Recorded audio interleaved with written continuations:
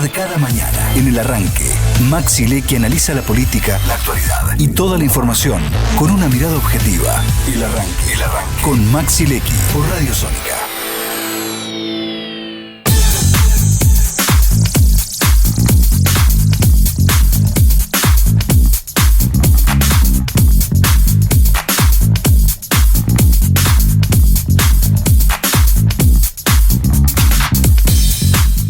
Y 10 de la mañana, como te adelantaba cerrando el bloque anterior, nos vino a visitar Cecilia Nicolini, que es politóloga, actualmente es diputada por el Parlasur, es parlamentaria del Mercosur, tuvo diferentes cargos en la función pública, fue secretaria de Cambio Climático, importante, ¿no? Que hoy se habla tanto del cambio climático y de los efectos que está teniendo sobre el mundo, y algunos todavía siguen discutiendo si existe cambio climático o no.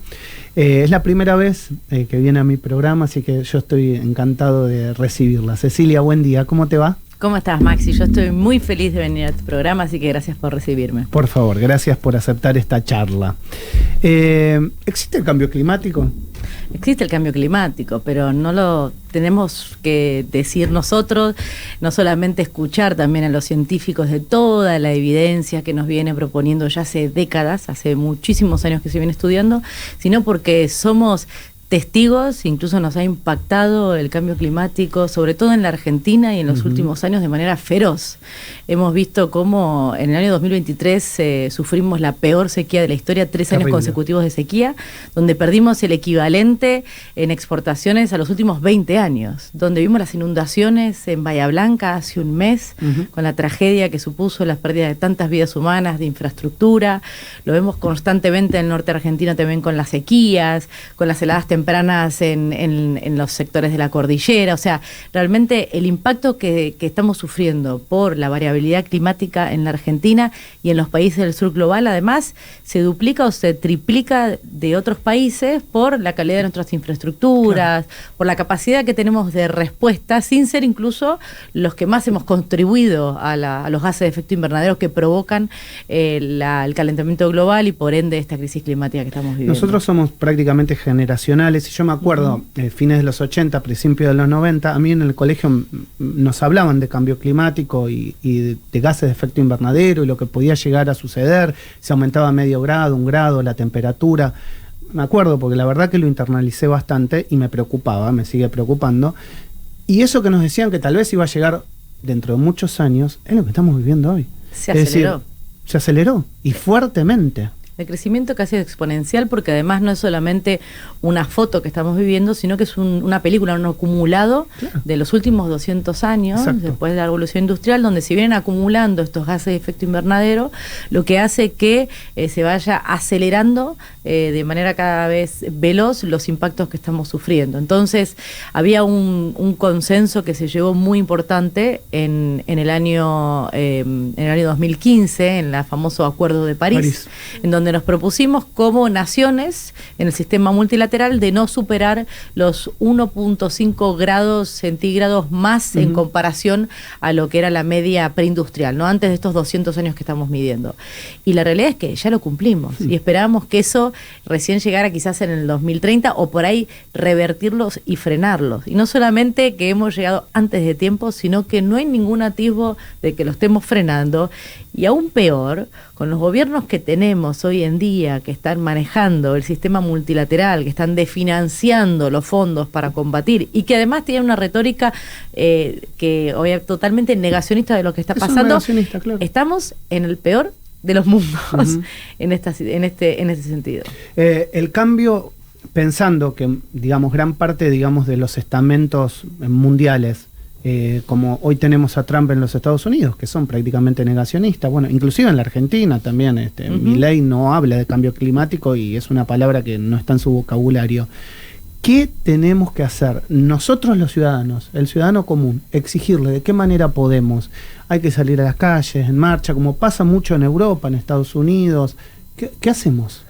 Yo creo que estas agendas que defendemos y que hoy en día, no solamente el gobierno de Milei, sino todos los gobiernos de estas nuevas derechas, estas nuevas ultraderechas a nivel mundial, lo que llaman gobernar en contra de la agenda woke, ¿no? Tan famoso, sí, que es en contra de los objetivos de desarrollo sustentables, que justamente es combatir el hambre, combatir la crisis climática, cuidar la biodiversidad, fomentar la igualdad, bajar las brechas de género, todo esas conquistas y esos derechos que queremos defender para absolutamente toda la humanidad, digamos, están completamente en contra, ¿no? Entonces, por un lado, yo creo que no nos tenemos que amedrentar. Yo creo que quienes estamos convencidos y convencidas que la política es un factor de cambio y de transformación de la sociedad, tenemos que seguir reivindicando estas banderas. Yo, por ejemplo, estuve la semana pasada en el Foro de Desarrollo Sostenible en la CEPAL, que es el Foro de Naciones Unidas que hacen anualmente en la región, donde claramente estaba vaciado de autoridades y de contenido esa agenda por este temor, ¿no?, a las represalias de un gobierno como el de Estados Unidos, que saca el financiamiento de la Agencia de Cooperación USAID de los Estados Unidos, con una Unión Europea que está atravesada por el conflicto bélico con Ucrania, en donde dice que va a rearmar Europa en los próximos años, y eso significa más presupuesto para el desarrollo armamentístico y defensa, y menos presupuesto para la agenda de desarrollo. Exacto. Que incluye, por ejemplo, la crisis climática, ¿no? Entonces, el contexto es muy complejo. ¿Qué hacemos ante este lunes negro en todo sentido, o años negros que estamos viviendo? Por un lado, los espacios políticos que sí creemos en estas agendas, yo creo que hay que seguir con la frente en alto, peleando, hablando, tema de proscripción comentando de los términos, o esta necesidad que dicen, bueno, ¿quién tuvo la culpa que llegó Milei? Que si fue el feminismo, que si fue la agenda más progresista. Por supuesto que no. O sea, todo lo contrario. Creo que más que nunca tenemos que tener esta agenda en alto. Creo que también tenemos que tener una responsabilidad en todos los sectores de la sociedad, los medios de comunicación, como ahora tu programa tenés ese tipo de conversaciones, las organizaciones de la sociedad civil, los grupos empresariales también, que en algún punto y en algunos países son los que todavía siguen manteniendo la agenda, porque se dan cuenta que los ciclos políticos van y vienen. Exacto. Y cuando estos negacionistas se vayan, todavía van a seguir, se va a seguir discutiendo el tema de los aranceles o los impuestos al carbono, el tema de encarecer las exportaciones de aquellos productos que no estén libres de deforestación. Entonces, también un sector enorme que tiene que ver con intereses económicos, que significan las aseguradoras. O sea, hoy en día, asegurar, por ejemplo, la exportación de soja, tiene en muchos casos seguros que están asociados. Exacto. A qué pasa si tengo una sequía, qué pasa si tengo una inundación y no puedo vender y no puedo mantener ese precio de esos commodities. Entonces, creo que hay una desconfiguración total en este contexto, más ahora con el tema de los aranceles, con toda esta caída de las bolsas y un temor a una recesión global que estamos viviendo hoy, que se está hablando en todos los medios de comunicación. Creo que en esa desconfiguración tenemos que tener una agenda bien clara, bien concisa, tener en cuenta que esto se trata también de intereses, que hay intereses económicos, y tenemos que dar esa discusión para poder reconfigurar y alinear estas agendas en pos del bien común, que es lo que queremos y para los próximos años. Estamos hablando de que hay una recesión global, lunes negro, una reconfiguración del capitalismo, proteccionismo, digamos, en el imperio del norte. Entonces yo me pregunto si Milei no la vio al irse de los BRICS. Milei, yo creo que no le interesa absolutamente nada el contexto geopolítico global. Yo creo que Milei, no lo digo yo, sino hay muchos analistas que lo piensan así, tiene una obsesión personal, que es ser una persona reconocida a nivel internacional, con una vocación... un rockstar, digamos, esto que él dice fenómeno barrial, ¿no? Exacto, que es lo único que le interesa. Por ahí es un eufemismo decir esta vocación de servicio que tiene con países como Estados Unidos e Israel, ese alineamiento automático, que no es recíproco además, porque no es que hay una reciprocidad en el amor y en la obsesión y en el fanatismo que tienen. Lo vimos con las aranceles que le han puesto a Argentina a los productos, lo hemos visto este fin de semana con el ninguneo que se le hizo al presidente Milei en esa fiesta fantasma que le organizaron para recibir un premio falopa. O sea, está todo mal. Y lo que a uno le preocupa cuando entiende lo que es gobernar y lo que es estar en una posición y en un gabinete presidencial y demás, es que más allá de este interés de este presidente, digamos, haya un grupo, digamos, de ministros y de personas que le banquen y le promuevan y lo apoyen en esta cruzada que es totalmente, no solamente es ridícula, sino que además es preocupante por los efectos y el impacto que va a tener sobre nuestro país y que ya se está viendo también. Tal cual. Recién hablábamos en la editorial de lo que ha hecho China. Por el contrario, tal vez Trump pensó que China iba a matizar, digamos, esto y redobla la apuesta. Dice, bueno, ok, ustedes no quieren exportar, no pueden exportar hacia Estados Unidos por los aranceles, no importa, vengan y negocien conmigo. Va a reconfigurar el capitalismo mundial y ahí la importancia de los BRICS. China es un jugador que lo tiene clarísimo a largo plazo. China no se deja amedrentar ni marear por la coyuntura local de un gobierno que es electo por 4 años. Entonces me parece que ahí las bases son distintas y el entendimiento de cómo se maneja el mundo y cómo avanza, para ellos son planes de 50 o 100 años de desarrollo.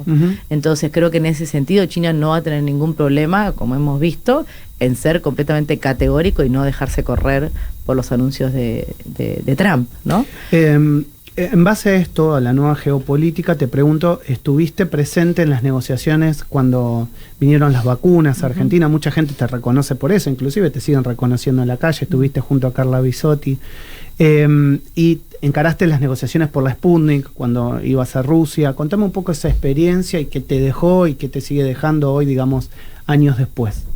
Bueno, fue una experiencia de muchísima responsabilidad y quienes nos dedicamos a la política y la gestión pública creo que no hay mayor oportunidad en la vida profesional de una persona que es haber tenido esa responsabilidad de dar respuesta a una situación tan crítica y de tanta angustia para todo el pueblo argentino y a nivel global. Y en ese sentido creo que una de las decisiones que tomamos en ese entonces, y creo que tiene que ser una regla y una máxima para las decisiones en política internacional, es que uno tiene que ser lo más pragmático posible.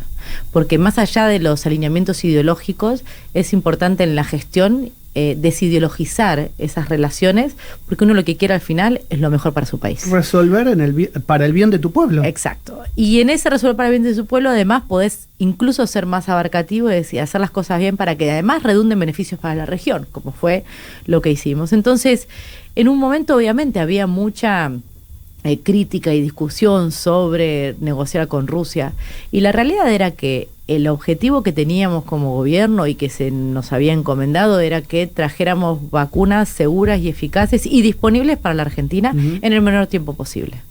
Entonces, y con esa máxima es que salimos a negociar con absolutamente todos los países productores de vacunas para poder acceder a esas vacunas. La Federación Rusa por un lado, que fue la más visible y de la quien tuvimos respuesta práctica en el menor tiempo. Argentina fue uno de los primeros países de América Latina del mundo a empezar a vacunar, y fue uno de los países que siempre estuvo en el ranking 20 de los países en el mundo en cantidad de vacunas y cantidad de vacunados, ¿no?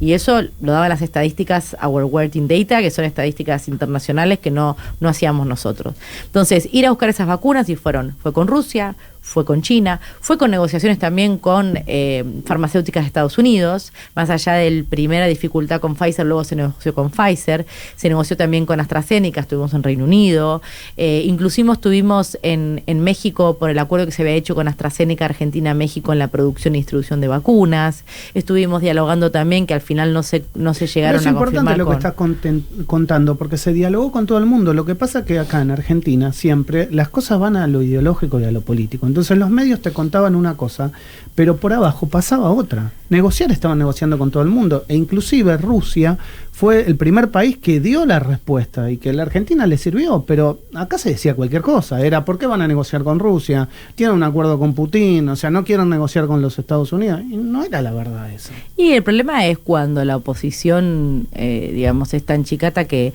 más allá de que incluso ellos mismos están esperando y se vacunaron con la Sputnik, muchísimos de los que criticaban y que decíamos que íbamos a envenenar a los argentinos y hubieron revoleo de causas penales. Terminó y demás. siendo la vacuna más segura, la que tuvo menos efectos negativos. Sí, además, bueno, y hay muchos estudios, y la realidad es que con esto Argentina tiene un sistema científico-tecnológico y un conocimiento espectacular que no tienen otros países del mundo. Y nosotros cuando fuimos a negociar, yo cuando iba a negociar, la experta de vacunas era Carla Bisotti, y atrás teníamos a la CONAIN, que es la Comisión Nacional de Inmunizaciones, y teníamos muchísimos expertos, y teníamos la ANMAT, y teníamos el Malbrán, digamos, todas instituciones que saben de vacunas, que además producimos vacunas, y que todo el proceso después de aprobación le servía a muchísimos otros países en el mundo por el nivel, digamos, de seguridad que tiene la ANMAT. Entonces, íbamos armados con un equipo y con un conocimiento espectacular. Entonces, cuando uno va tan seguro y cuando sabe que el objetivo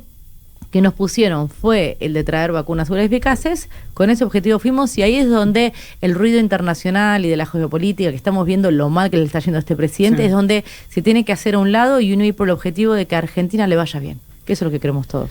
Hablemos o algunos por lo menos. Hablemos de Mercosur. Sí. ¿Qué es el Mercosur hoy y cómo está inserta Argentina en este, digamos, en este lugar donde todos creíamos que era de pertenencia y que nunca íbamos a salir, pero bueno, ahora no salimos indudablemente porque no podemos, pero el gobierno, si pudiera firmar salir del Mercosur, ya hubiese salido? Yo creo que todas estas debates o estas estupideces que dice el gobierno actual sobre Mercosur, espero que sirvan para reforzar la pertenencia que tenemos los argentinos y los latinoamericanos en el Mercosur. Entonces, que es bueno que se hable. El Mercosur es mucho más que una unión aduanera y económica para intercambiar bienes y servicios. Es un proceso de integración que requiere muchísimos años y décadas, ¿no? Hemos visto cómo la Unión Europea se conformó después de una historia trágica que fue la Segunda Guerra Mundial. Exacto. Y que tardó más de 50 años hasta poder tener una unión aduanera y una moneda común, recién a inicios del 2000. Entonces, que el Mercosur todavía no tenga configurados todos los espacios de integración no significa que no funcione. Es mucho más que una unión aduanera, es una unión además de países hermanos con una historia común, con una lengua común, con una cultura y con una potencialidad en términos de los bienes comunes que tenemos como recursos estratégicos para el desafío que tenemos en términos de minerales estratégicos, de energías alternativas, de gas, de petróleo, de producción de alimentos de manera sostenible. Es una región de paz que hoy en día creo que nos olvidamos de valorar en el contexto de inestabilidad que vivimos a nivel internacional. Entonces creo que es un valor que tenemos que defender. Es un espacio que espero que se haga reforzado en este sacudón y en este manoseo que está teniendo, y que creo que es el camino, porque es imposible que una región como América Latina salga adelante sin una integración regional que potencie todas las oportunidades que tiene y que también se pueda replegar y apoyar, como vimos o como esperamos, por ejemplo, que lo vemos con el presidente Lula, que qué importante tener un presidente como uno en la región hoy en día, que nos apoye y nos acompañe en estos sacudones que vivimos. Déjame preguntarte en base a lo que seguramente algún libertario que esté escuchando puede pensar. ¿Cuánto le cuesta el Mercosur y sus organismos? No te pregunto el dato exacto, pero si no, ¿cuánto le cuesta en general de más frente a lo que económicamente es el Mercosur, o viceversa? Es decir, para que se entienda, ¿cuánto le cuesta al contribuyente argentino una institución como el Parlasur, donde obviamente hoy ni siquiera se está financiando, no se están pagando los viajes, no se está pagando un sueldo a los parlamentarios del Mercosur, frente a lo que el Mercosur le da a la Argentina? No, por supuesto que esa cifra no tiene ninguna comparación ni parangón. Creo que a Argentina y a los países de la región, el Mercosur siempre le trajo beneficios que no solamente se expresan a nivel monetario, sino claro, que es muchísimo más que eso, y de desarrollo y de integración y de investigación y demás, ¿no? Yo siempre tengo una frase cuando discutía sobre la importancia de invertir en ambiente y en la crisis climática y medidas de adaptación y mitigación, con números reales, ¿no? De lo que, pues yo les decía, no miren tanto cuánto nos va a costar invertir en estas políticas, si no pensemos, y si querés te saco la cuenta exacta de cuánto nos va a costar si no invertimos en esto. Porque la realidad es que si volvemos a tener una sequía que perdemos 20.000 millones de dólares, si volvemos a tener una inundación en una ciudad como Bahía Blanca que te cuesta 400 millones de dólares reconstruir, si vos vas a tener un sistema productivo que básicamente son commodities en la Argentina, en donde no podemos exportar por otra catástrofe climática, entonces todo eso va a ser muchísimo, pero lo multiplicás casi por por 10 a lo que te cuesta invertir en medidas de adaptación y mitigación que nos preparen para recibir mucho más fuertes este impacto de la crisis climática, una crisis financiera, o sea, todo lo que sea integración, invertir dentro del Mercosur o este tipo de políticas de desarrollo son siempre costo efectivas muchísimo más beneficiosas. Contame, ¿qué pasa con el resto de parlamentarios del Mercosur cuando vos le contás que en Argentina no te pagan ni siquiera el pasaje para viajar a las reuniones? Mira, yo incluso te digo que hemos recibido muchísimo apoyo y de bancadas ideológicamente opuestas. Incluso te voy a decir en Brasil de diputados del Parlasur que son bolsonaristas.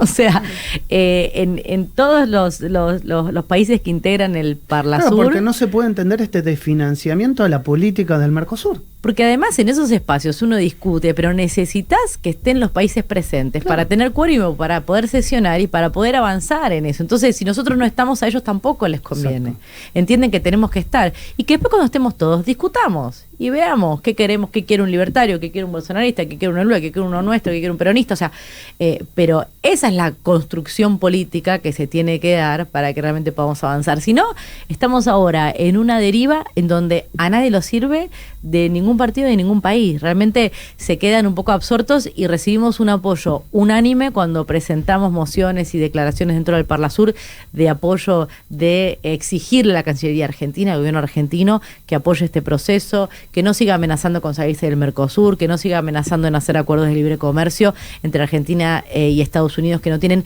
absolutamente ningún beneficio para el país, porque ya lo sabemos de hace décadas. Las economías norteamericana y argentina no son complementarias. Exacto. Compiten. Entonces, es solamente un capricho y un alineamiento ideológico que no tiene ningún sentido, ningún beneficio para nuestro país. Por eso el ninguneo de Estados Unidos, porque tampoco le importa ni le interesa. ¿Este proceso puede durar 100 años en Argentina? No hay mal que dure 100 años, dice. Yo me aferro, ¿no?, a esa frase, aunque sea un lugar común. No, yo creo que no. No, yo creo que no. Yo creo que soy optimista. Obviamente el golpe fue muy duro y es necesario muchas veces tener tiempo para pensar. Me parece que lo más importante en este momento es pensar qué queremos para el país en los próximos años, en las próximas décadas. Creo que va mucho más de ideas y de estrategias más que de nombres, y me parece que eso tenemos que aprender también, y que tenemos una generación, varias generaciones, que a pesar de todo el ruido y toda la violencia que existe en redes sociales, estamos cada vez más conscientes de lo que es el ruido y lo que tenemos que enfocar. Pero bueno, creo que todavía... Qué bueno esto que decís, esto de las generaciones, porque uno también siempre pide un recambio, ¿no?, en la política. Sí. Y me parece que hay generaciones que son digamos, la gente de 40, 45, 50, que hay que darle lugar, y en muchos partidos falta. Sí, hay que darle lugar, y creo que también hay que dar lugar eso a las ideas, al debate de ideas. No tenemos que tener miedo al debate de ideas. Totalmente. Estamos en un mundo muy, muy complejo, en una situación en donde las cosas han cambiado mucho y a veces los marcos de referencia para discutir políticamente cuestiones las tenemos que dar, quizás no en contra de lo que hicimos en el pasado, sino entendiendo cómo nos fue, qué bien nos fue en el pasado con algunas cosas y qué cosas cambiaron ahora para poder dar respuesta a los nuevos desafíos que cambiaron absolutamente todo. Y no nos pasa solamente acá en Argentina. Si miramos lo que está pasando en los países europeos, ¿no?, que son férreos defensores de derechos humanos, de temas, de ideas de protección a las minorías, de solidaridad, de cooperación, está todo muy complejo. Entonces me parece que tenemos que dar una pensada a estas nuevas variables que tenemos por delante. Cecilia, te agradezco mucho por haber aceptado la invitación a esta charla en la mañana de Sónica. Sé que a veces no es fácil tomarte la mañana, venir, tomar un café, pasar, saludar y sentarte a conversar, porque cada uno tenemos nuestras actividades, pero para mí ha sido un verdadero placer y espero que se vuelva a repetir. A mí me encantó, me encanta la radio, soy fanática de la radio porque uno puede charlar un ratito más, así que cuando quieran vuelvo y seguimos charlando de todos los temas que quieran. Cecilia Nicolini pasó por la mañana del arranque aquí en Sónica. Estás escuchando El Arranque, programa nominado a los Martín Fierro Digital 2022 como mejor programa de interés general por Radio Sónica, la radio más